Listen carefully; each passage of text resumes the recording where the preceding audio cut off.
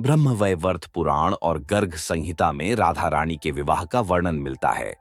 इनमें लिखी कथाओं के अनुसार राधा रानी का विवाह रायाण यानी अयान नाम के व्यक्ति के साथ हुआ था। राधा जी के पिता वृषभानु जी और अयान जी के पिता दोनों मित्र थे।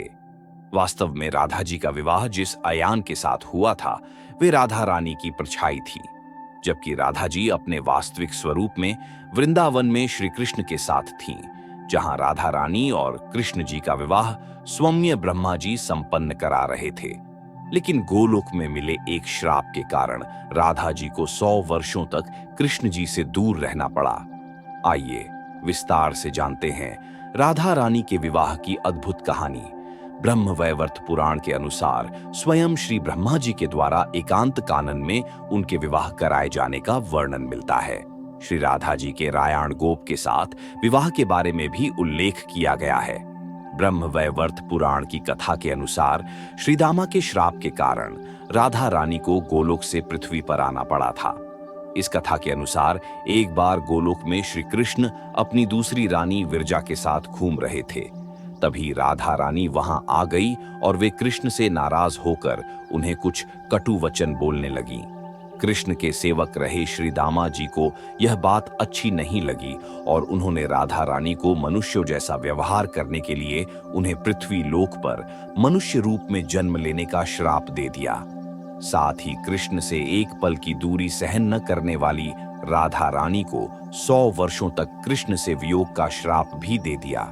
राधा रानी ने भी क्रोधित होकर श्री दामा को पृथ्वी लोक पर शंखचूड़ नामक राक्षस बनने का श्राप दे दिया।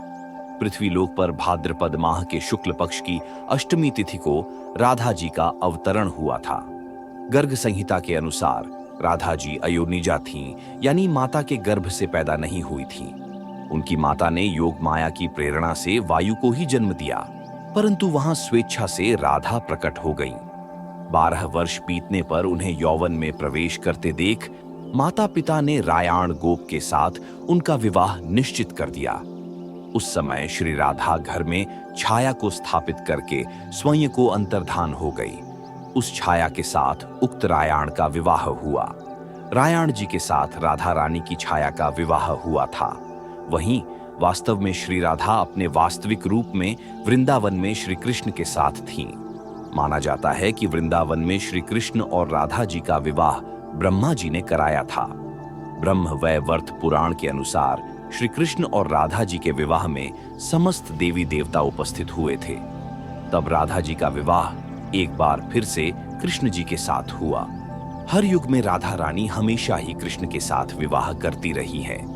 ब्रह्मवैवर्त पुराण में इस बात का उल्लेख मिलता है कि राधा जी सांसारिक रूप से यानी पृथ्वी लोक में रायाण जी की पत्नी बनकर जीवन यापन करेंगी, लेकिन यह उनका केवल छाया स्वरूप ही होगा। जबकि वास्तविक राधा कृष्ण जी के साथ विवाह करके एक समय बाद वापस गोलोक में लौट जाएंगी। लेकिन श्री दामा के श्राप के कारण राधा रानी और श्री कृष्ण का मिलन पृथ्वी लोक में नहीं हो पाएगा। यही कारण है कि मनुष्य रूप में जन्मी राधा रानी ने मनुष्य के भांति ही जीवन यापन किया और अपने मानव शरीर को त्याग कर गोलोक लौट गईं। राधा रानी को भगवान श्री कृष्ण की नित्य अभिन्न रूपा सर्वेश्वरी मूल प्रकृति माना जाता है। साथ ही राधा रानी को समस्त देवी स्वरूपिणी जगत जननी श्री कृष्ण की परम आराधिका माना जाता है।